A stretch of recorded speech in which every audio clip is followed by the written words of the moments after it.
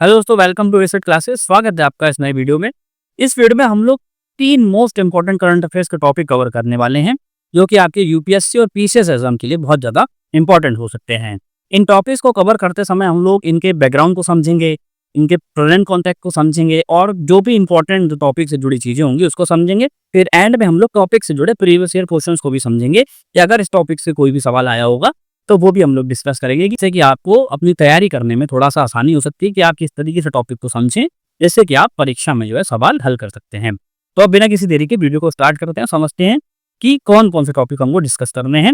सबसे पहले मैं आपको बता दूँ, अगर आपको इसकी पीडीएफ चाहिए, तो आपको टेलीग्राम चैनल पे मिल जाएगी, जो कि मैंने लिंक दिया है डिस्क्रिप्शन में, और ये एसिड क्लासेस के नाम से आपको टेलीग्राम ग्रुप मिल जाएगा।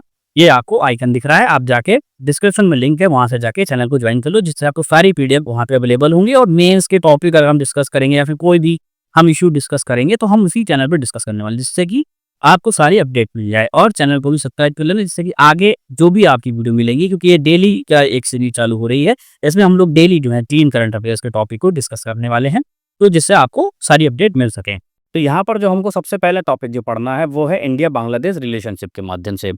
ठीक है, अब ये मुद्दा इतना इम्पोर्टेंट क्यों है? तो बेसिकली क्या है कि इंडिया ने बांग्लादेश से जो लैंड के माध्यम से जो रेडीमेड गारमेंट्स का जो एक्सपोर्ट होता था, उसको बैन कर दिया है। इसलिए जो है ये मुद्दा थोड़ा इम्पोर्टेंट हो जाता है हमारे लिए। हमको समझना पड़ेगा कि क्या इश्यू रहा है और किस वजह से जो है भारत ने इस तरीके के डिसीजन लिए हैं। तो समझते हैं ये न्यूज़ में क्यों रहा है। तो 17 मई 2025 को भारत की जो सरकार है, उन्होंने इमीडिएट इफ़ेक्ट से जो है, वो बांग्लादेश से जो एक्सपोर्ट होता था, उसमें कई सारी जो चीज़ें हैं, उसको पूरी तरीके से बैन कर दिया है। यानी कि जो लैंड के माध्यम से जो एक्सपोर्ट होता था, उसको भारत ने बैन कर दिया। और इसमें सबसे इम्पोर्टेंट वो है रेडीमेड गारमेंट्स। अब ये डिसीजन क्यों हुआ? अब इस तरीके से सवाल भी होंगे कि ये तरीका क्यों हुआ, भारत ने अपनाया कि बांग्लादेश से जो है एक्सपोर्ट ही बैन कर दिया है। तो ये एक रिटेलिटरी मूव था भारत का। ऐसा क्यों बोल रहे हैं? क्योंकि अभी क्या है, रिसेंट टाइम में भारत और बांग्लादेश के मध्य जो है वो थोड़ी-सी टेंशन बढ़ चुकी है। और बांग्लादेश ने भी जो है कई सारे एक्शन लिए हैं कि हमारे एक्सपोर्ट को बैन किया है, हमारी चीज़ों को बैन किया है। तो उसका ही जो ये प्रभाव था कि भारत ने भी जो इस तरीके का बोल्ड एक्शन लेते हुए एक्सपोर्ट को बांग्लादेश से बैन कर दिया है। यूपीएससी की अगर मैं रेलेवेंसी की बात करूँ, तो आपको ये टॉपिक जीएस पेपर 2 के लिए इम्पोर्टेंट हो सकता है, जिसमें आईआर के माध्यम से आप इस मुद्दे को एड्रेस कर सकते हैं। अगर बांग्लादेश और इंडिया के बीच के संबंधों पे बात आती है या फिर ट्रेड डिप्लोमेसी की इसमें बात आती है, तो आप इस टॉपिक को यूज़ कर सकते हैं। इनके पॉइंट्स को आप वहाँ पे यूज़ कर सकते हैं, या फिर आपको इसमें डायरेक्टली क्वेश्चन भी देखने को मिल सकता है। फिर जीएस पेपर 3 की बात करते हैं, तो आप इंडियन इकोनॉमी को जो है आप इससे रिलेट कर सकते हैं, जिसमें ट्रेड पॉलिसी पे आप बात कर सकते हैं, एमएसएमई सेक्टर की बात कर सकते हैं, रीजनल डेवलपमेंट की भी बात कर सकते हैं। हम आगे इसमें पढ़ेंगे कि किस तरीके से जो है एमएसएमई सेक्टर और रीजनल डेवलपमेंट की यहाँ पे बात की जा रही है। तो यहाँ पे हमने समझ लिया कि ये टॉपिक आपके किस पेपर से रिलेटेड हो सकता है। आप समझते हैं इसके बैकग्राउंड को, बेसिकली बैकग्राउंड क्या है और ये क्यों, ये जो मुद्दा है इतना उछाल मार रहा है। तो भारत और बांग्लादेश जो है वो बहुत ही एक्सटेंसिव जो है वो लैंड बॉर्डर जो है वो शेयर करते हैं एक दूसरे के साथ। और एक ये बहुत ही क्रूशल जो है पॉइंट भी है नॉर्थ ईस्ट के डेवलपमेंट के लिए भी, अगर इस तरीके से ट्रेड होता है। लेकिन अप्रैल 2025 से ही जो है बांग्लादेश के थोड़े से तेवर बदल गए हैं हमारे लिए, ठीक है? उनके कुछ ऐसे एक्शंस हैं जिनसे जो है भारत को हार्म हो रहा है। उनकी कुछ ऐसे मूव्स हैं जो भारत के खिलाफ हैं, ठीक है? भारत की सोवरेनिटी पे जो है क्वेश्चन कर रहे हैं। तो इसी में एक मूव आया कि बांग्लादेश ने जो है वो इंडियन एक्सपोर्ट को पूरी तरीके से बैन कर दिया। अब उसमें कौन-कौन सी चीज़ें थी? उसमें यार्न था, ठीक है? राइस था, जो कि लैंड पोर्ट्स के माध्यम से जो है भारत से ट्रेड हुआ करता था। और इसमें एक और इम्पोर्टेंट चीज़ है, यहाँ पे ट्रांजिट फ़ीस भी जो है बांग्लादेश ने लगा दी। ये बेसिकली एक टैक्स होता है, अगर आप कोई सामान किसी दूसरे देश में भेजते हैं, तो वो देश जो है वो लगा सकता है। इसको ट्रांजिट फ़ीस हम बोलते हैं। और इसके बाद जो है जो बांग्लादेश के लीडर्स की तरफ से जो भारत के खिलाफ जो स्टेटमेंट आए हैं, उसने भी जो है भारत की इमेज को और भारत की सोवरेनिटी पे एक क्वेश्चन रेज़ किया है, ठीक है? बेसिकली बात ये है कि जब इंडिया पाकिस्तान का जब अभी टेंशन चल रही थी, जब ऑपरेशन सिंदूर हो रहा था, तब भी जो है बांग्लादेश की तरफ से एक स्टेटमेंट आता है कि अगर भारत जो है इन पाकिस्तान से एंगेज कर रहा है, तो हमारे लिए ये बहुत अच्छा मौका है कि हम नॉर्थ ईस्ट का जो रीजन है, उसको पूरी तरीके से कट कर दिया जाए इंडिया के पहुँच से। तो ये तो हमने बैकग्राउंड समझ लिया। आप समझते हैं कि इसका सिग्निफिकेंस क्या होगा कि जब इस तरीके से एक्शन लिए जाते हैं, तो क्या इस पे सिग्निफिकेंस होगा? बेसिकली जो है ये एक डिप्लोमैटिक मैसेज जाएगा बांग्लादेश की तरफ। अगर हम आपके ट्रेड को जो है वो रिस्पेक्ट दे रहे हैं, तो आपको भी हमारे ट्रेड को रिस्पेक्ट देना पड़ेगा। फिर इससे क्या होगा? अब यहाँ पे जब रेडीमेड गारमेंट्स का जो ट्रेड बंद हो चुका है, तो यहाँ पे सपोर्ट मिलेगा लोकल इंडस्ट्रीज़ को, ठीक है? जो हमारे नॉर्थ ईस्ट के जो क्षेत्र में जो है इस तरीके की लोकल इंडस्ट्रीज़ हैं, जो रेडीमेड गारमेंट्स का काम करती हैं। भारत जो है मेक इन इंडिया के तहत जो है इस इन इंडस्ट्री को जो है वो सपोर्ट प्रोवाइड कराएगा, जिससे कि वो इंडस्ट्री जो है फ्लरिश होंगी और इससे जो है बांग्लादेश की तरफ से जो कंपटीशन आ रहा था उसको कम करने में आसानी मिलेगी और भारत का जो है ये ट्रेड जो है वो फ्लरिश हो सकता है। फिर जो है एक ये स्ट्रेटेजिक ट्रेड पॉलिसी भी मानी जा सकती है, क्योंकि ट्रेड पॉलिसी को ऐसा डिप्लोमेटिक टाइज के रूप में भी हम लोग यूज़ कर रहे हैं कि डिप्लोमेसी में अगर हम देखें तो एक ट्रेड को किस तरीके से डिप्लोमेटिक टाइज में यूज़ किया जा सकता है, ये भी हम देख सकते हैं। फिर जो है ये रीजनल कनेक्टिविटी चैलेंज थोड़ा-सा पैदा करेगा, क्योंकि बेसिकली क्या है कि इसमें जो है मैनेजमेंट करना पड़ेगा अपर लेवल पे, क्योंकि अभी क्या है कि हम रिलायबल थे थोड़ा बहुत बांग्लादेश के रेडीमेड गारमेंट से, बट अब अगर हमको नॉर्थ ईस्ट सेक्टर को ग्रो करना है तो थोड़ा-सा हमको मैनेजमेंट को देखना पड़ेगा, इंफ्रास्ट्रक्चर जो है डेवलप करना पड़ेगा, तो इस तरीके से जो है चैलेंजेस भी जो है हमारे सामने आ सकते हैं। तो हमने यहाँ पे सिग्निफिकेंस को भी समझा। अब जो है वो पीवाईक्यूज़ की बात कर रहे हैं कि प्रीवियस ईयर में इस तरीके से कैसे क्वेश्चन बने हैं। तो डायरेक्ट तो अभी इसमें कोई क्वेश्चन नहीं आया है, बट एक कैसे बन सकते हैं क्वेश्चन, मैं उसकी थोड़ा-सा बात कर लेता हूँ। तो यहाँ पे एक क्वेश्चन आया हुआ है, which of the following statement is are correct regarding India's border trade with its neighbours, ठीक है? तो land custom stations are crucial for India's trade with Bangladesh and Nepal. India allows all Bangladeshi exports through any land port without restrictions, ठीक है? यहाँ पे आपको इसका answer comment में बताना है कि कौन सा इसमें ऑप्शन सही होने वाला है, या फिर दोनों होंगे तो आपको वो भी बताना है। फिर अगर मेंस के टॉपिक की बात कर लें तो discuss the challenge and opportunities in India's border trade with Bangladesh with reference to recent policy changes and their impact on region development. ये बेसिकली मेंस में नहीं आया है, ये मैंने आपको प्रैक्टिस के लिए क्वेश्चन दिया है, एक एग्जांपल के रूप में आपको क्वेश्चन दिया है कि ये इस तरीके से क्वेश्चन अगर यूपीएससी चाहेगी तो बना सकती है, ठीक है? तो यहाँ पे हमने पूरा इशू को समझा और इसके सिग्निफिकेंस को भी समझा कि किस तरीके से ये इम्पैक्ट डालेगा दोनों देशों के मध्य जो संबंध है उनके बीच में, ठीक है? अब जो है वो दूसरा टॉपिक है, वो है ज्ञानपीठ पुरस्कार। अभी रिसेंटली जो है हमारे देश की राष्ट्रपति द्रौपदी मुर्मू जी ने जो है वो 58th जो है वो ज्ञानपीठ पुरस्कार प्रदान किए हैं। अब ये किनको दिए हैं, अब ये क्यों इम्पोर्टेंट है, ये भी समझ लेना कि बेसिकली क्या है कि आप लास्ट 3 साल का अगर आप ट्रेंड देखेंगे यूपीएससी का, तो स्पोर्ट्स के अवार्ड्स के ऊपर इस तरीके से क्वेश्चन पूछे जा रहे हैं यूपीएससी के द्वारा भी। इसके लिए तो जो इम्पोर्टेंट बहुत है कि किस तरीके से अगर आपको सीधे नाम भी पूछ सकता है कि 58th ज्ञानपीठ पुरस्कार किसको प्रदान किया गया, ठीक है? और किस लिए प्रदान किया गया या कौन से लैंग्वेज में प्रदान किया गया, तो ये सब क्वेश्चन आपके पीसीएस के लिए भी इंपॉर्टेंट हो सकते हैं। तो यहाँ पे हमने टॉपिक समझा है कि ये कौन सा टॉपिक हम लोग डिस्कस करने वाले हैं। अब समझते हैं कि ये टॉपिक है क्या और इसमें क्यों न्यूज़ में है। तो बेसिकली हमारे देश के जो राष्ट्रपति हैं उन्होंने 58th ज्ञानपीठ पुरस्कार प्रदान किए हैं। अब किसको दिए हैं? तो वो दिए हैं जगतगुरु रामभद्राचार्य जी को, जो कि संस्कृत में, और उसके बाद जो है गुलजार को प्रदान किया गया है। बेसिकली जो है यूपीएससी की रेलेवेंसी की बात करते हैं तो आपको जीएस पेपर 1 में जो है इस तरीके से क्वेश्चन देखने को मिल सकते हैं। इंडियन आर्ट एंड कल्चर की बात करें तो लिटरेचर अवार्ड्स एंड ऑनर्स में आपको इस तरीके के सवाल पूछे जा सकते हैं। बाकी प्रीलिम्स में भी ये इंपॉर्टेंट है ही, और यूपी पीसीएस या फिर अदर स्टेट की अगर आप तैयारी कर रहे हैं तो आपको इसमें डायरेक्ट क्वेश्चन देखने को मिल जाएगा। आप देखिए बैकग्राउंड समझते हैं कि ये ज्ञानपीठ पुरस्कार बेसिकली है क्या और कब स्टैब्लिश किया गया। तो इसको स्टैब्लिश किया गया 1961 में। किसके द्वारा? तो भारतीय ज्ञानपीठ ट्रस्ट जो है जिनको फाउंड किया था साहू शांति प्रसाद जैन जी ने, ठीक है? इनके द्वारा ये ट्रस्ट जो है वो स्टैब्लिश की गई थी। इस ट्रस्ट ने 1961 में ज्ञानपीठ पुरस्कार की नींव रखते हैं। पर्पस क्या है? तो बेसिकली जो लिटरली एक्सेलेंस है, यानी कि जो साहित्य में जो एक्सेलेंस जो करते हैं लोग, उनको अवार्ड देना, उनको ऑनर देना, और बेसिकली जो total all across the Indian languages हैं, उसमें जो साहित्य लिखा जा रहा है या उनके साहित्य से संबंधित कोई भी एक इम्पॉर्टेंट पर्सनैलिटी होती है जिन्होंने बहुत एक्सीलेंट काम किया होता है अपने क्षेत्र में, उसको ऑनर देने के लिए इस तरीके के पुरस्कारों की जो स्थापना की गई है। पहला अवार्ड कब दिया गया? तो बेसिकली ये दिया गया 1965 में। यूपीएससी के पर्पस से देखो तो ये थोड़ा-सा इम्पोर्टेंट हो सकता है कि वो पहला पूछ सकता है कि कब दिया गया था, ठीक है? स्टेटमेंट में आपको दे सकता है ज्ञानपीठ पुरस्कार के संबंध में निम्नलिखित तथ्यों पर विचार करिए, तो उसमें एक स्टेटमेंट ये भी डाल सकता है ये कब दिया गया था, ठीक है? अब आगे देखते हैं कि इसका बेसिकली ऑब्जेक्टिव क्या है। तो ऑब्जेक्टिव ये है कि जो इंडियन लिटरेचर है उसमें आउटस्टैंडिंग अगर परफॉर्मेंस करते हैं तो प्रमोट करने के लिए इंडियन लिंग्विस्टिक डाइवर्सिटी को और कल्चरल हेरिटेज को जो है इस तरीके के पुरस्कार को दिया जाता है। एलिजिबिलिटी क्या है? तो बेसिकली जो इंडियन सिटीजन को ये प्राप्त होता है, और इसमें किस किस भाषाओं में जो है ये पुरस्कार दिया जा सकता है। तो ये टोटल जो 22 लैंग्वेज है संविधान में, कौन सी अनुसूची में, आपको इसका आंसर बताना है कमेंट में कि कौन सी अनुसूची में जो है 22 भाषाओं का जिक्र किया गया है, ठीक है? अब बेसिकली इंग्लिश जो है इसमें इंक्लूड नहीं, क्योंकि अगर 22 इंडियन लैंग्वेजेस की बात करते हैं तो इसमें इंग्लिश जो है वो इंक्लूड नहीं थी। लेकिन 49th जो अवार्ड है तब से जो है वो इंग्लिश में भी ज्ञानपीठ पुरस्कार दिया जा रहा है। यहाँ पे बेसिकली एक इम्पॉर्टेंट बात यह है कि यदि मान लो कि किसी भाषा को, सपोज अगर हिंदी को इस बार पुरस्कार मिल जाता है, तो अगले 3 वर्षों तक जो है वो हिंदी में कोई भी ज्ञानपीठ पुरस्कार नहीं दिया जाएगा, क्योंकि बेसिकली इसका पर्पस क्या है कि लैंग्वेज को प्रमोट करना, है ना?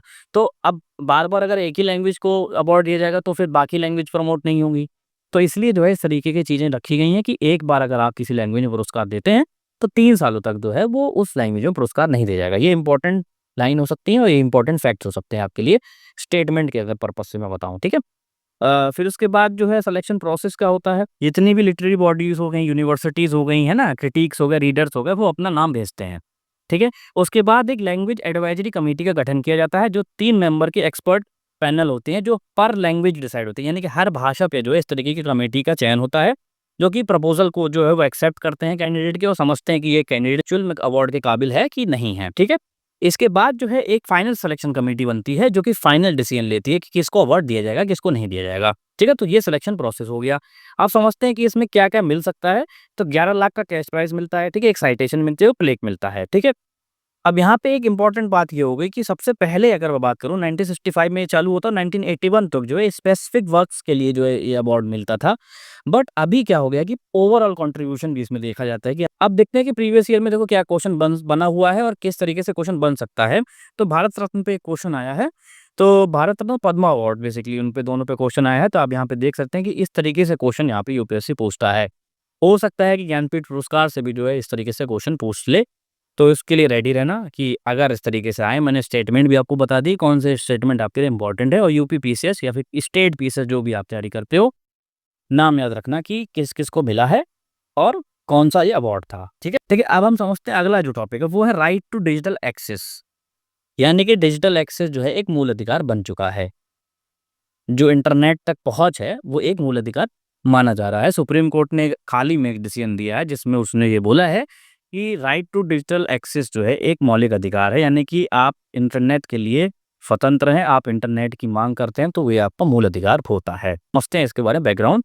बेसिकली क्या हुआ है कि जो प्रज्ञा प्रसून और अमर जैन जो हैं, उन और यूनियन ऑफ इंडिया, उनके मध्य एक केस होता है जिसमें सुप्रीम कोर्ट जो है वो डिसीजन देता है कि right to digital access is an integral part of right to life and personal liberty under article 21।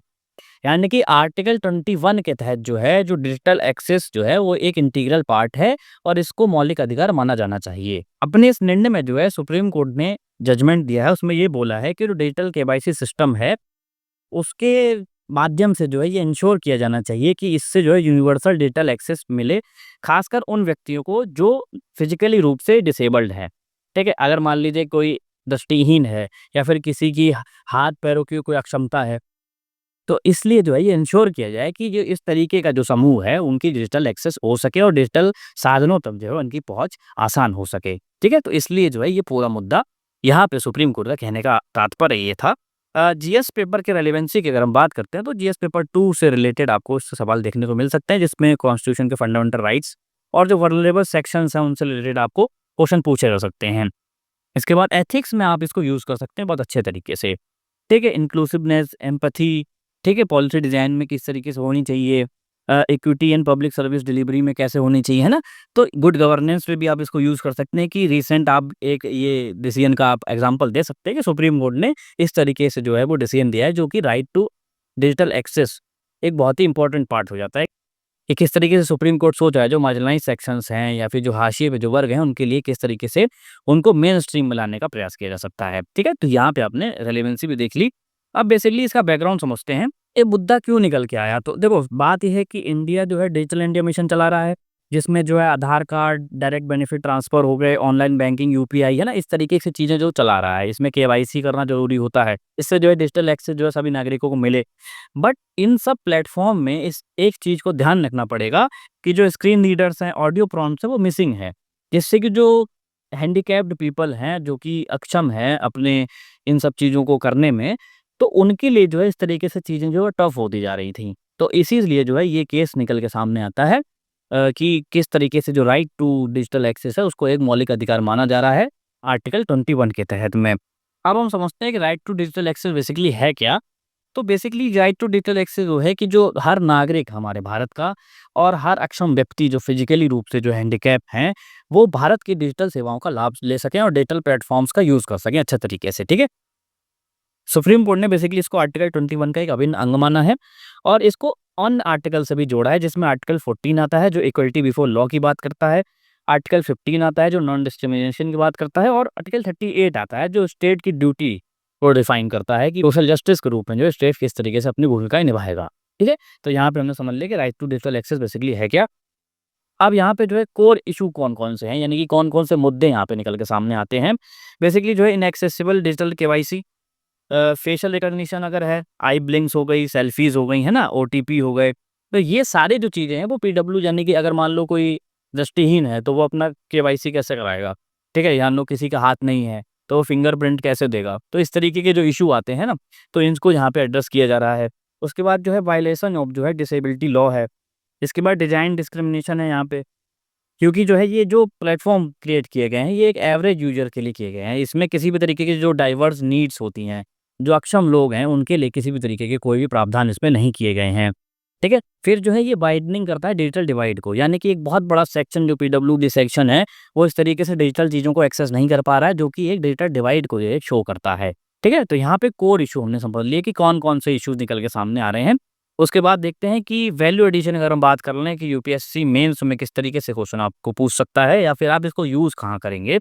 तो एथिक्स जीएस 4 जो कि कहाँ-कहाँ यूज़ हो सकता है, तो डायमेंशन ऑफ जस्टिस में आप इसको यूज़ कर सकते हैं। उसके बाद जो है एम्पैथी में यूज़ कर सकते हैं, सेंसिटिविटी टू डिसेबिलिटी करते हैं, अकाउंटेबिलिटी, इंक्लूसिवनेस में आप इसको यूज़ कर सकते हैं। उसके बाद ऐसे में भी आप इसको यूज़ कर सकते हैं, या मान लो हो सकता है आपको ऐसा भी पूछ ले कि technology and inclusion are constitutional perspective या bridging the digital divide justice beyond infrastructure. अगर इस तरीके से आपको ऐसे पूछता है तो आप ये इशू आप एड्रेस कर सकते हैं कि सुप्रीम कोर्ट का डिसीजन को कोट करते हुए आप ये बता सकते हैं कि हाशिए पे जो वर्ग हैं उनके साथ जो है किस तरीके से डिस्क्रिमिनेशन किया जा रहा है और इसको हम कैसे सही कर सकते हैं या इसका वे फॉरवर्ड क्या हो सकता है। ठीक है, तो यहाँ पे हमने तीनों टॉपिक को समझ लिया कि कौन कौन से तीनों टॉपिक थे और क्यों हमारे लिए इंपॉर्टेंट थे, और रिलेवेंसी हमने जान ली कि क्यों हमारे लिए ये टॉपिक्स इतने इंपॉर्टेंट हो सकते हैं। इसके बाद जो है अगर हम प्रीवियस ईयर की बात करते हैं इस टॉपिक से रिलेटेड, तो देखो आर्टिकल से संबंधित या फिर फंडामेंटल राइट से संबंधित बहुत सवाल पूछे हैं यूपीएससी ने, समय समय पर पूछता दिया आया है। जिसमें जो राइट टू प्रॉपर्टी पे एक सवाल पूछ लिया है। ठीक है, इसमें पूछा है कि वो कौन सा राइट है, लीगल राइट है, कॉन्स्टिट्यूशनल राइट है, फंडामेंटल राइट है। हो सकता है आपसे कल को ये भी पूछ सकता है कि डिजिटल एक्सेस का जो राइट है वो कौन सा राइट है और या फिर किसके अंदर में ये राइट माना जाता है। आर्टिकल 21 हो जाएगा, आर्टिकल 19 आपको पूछ लेगा, आर्टिकल 20 आपको दे देगा, तो आपको डिसाइड करना पड़ेगा कि कौन सा आंसर इसमें सही होगा। देखो राइट टू प्राइवेसी पे भी सवाल पूछ लिया है। ठीक है, तो इस तरीके से सवाल समय समय पे यूपीएससी पूछता आ रहा है। ये तो यहाँ पे हमने तीनों टॉपिक डिस्कस किए। अब समझ लेते हैं कौन कौन से टॉपिक थे। तो हमने इंडिया बांग्लादेश ट्रेड के बारे में बात करी, क्योंकि जो रेडीमेड गारमेंट्स का जो लैंड ट्रेड होता था बांग्लादेश के साथ, उसको पूरी तरीके से खत्म कर दिया है। फिर ज्ञानपीठ पुरस्कार के बारे में हमने बात करी। 58th जो ज्ञानपीठ अवार्ड जो है अभी दिए गए हैं राष्ट्रपति के द्वारा, किसे दिए हैं नाम जो है कमेंट में बताइएगा। फिर इसके बाद राइट टू डिजिटल एक्सेस भी हमने पढ़ा कि जो अभी इंपॉर्टेंट केस आया है उसके बारे में हमने समझा कि डिजिटल एक्सेस जो है कितना इंपॉर्टेंट है, खासकर उन सेक्शंस के लिए जो अक्षम है या फिर कोई शारीरिक रूप से जो है वो अक्षमता रखते हैं। ठीक है, तो ये टॉपिक सारे हमने पढ़े जो इंपॉर्टेंट थे आज के करंट अफेयर्स के लिए। अगर आपको वीडियो अच्छा लगा हो तो चैनल को सब्सक्राइब करो, वीडियो को लाइक करो और शेयर करो ज़्यादा से ज़्यादा। पीडीएफ के लिए आपको टेलीग्राम पे ज्वाइन करना पड़ेगा आपको, और वहाँ पे आपको सारी पीडीएफ अवेलेबल होंगी और सारे पोल्स अगर चलेंगे, जैसे मान लो मैं मेंस का क्वेश्चन डाल रहा हूँ या फिर मैं क्विज चला रहा हूँ, तो आपको सबको वहीं पे सब आपको मिल जाएगा। तो चैनल को ज्वाइन कर लो। मिलते हैं नेक्स्ट वीडियो में। Thank you so much, bye.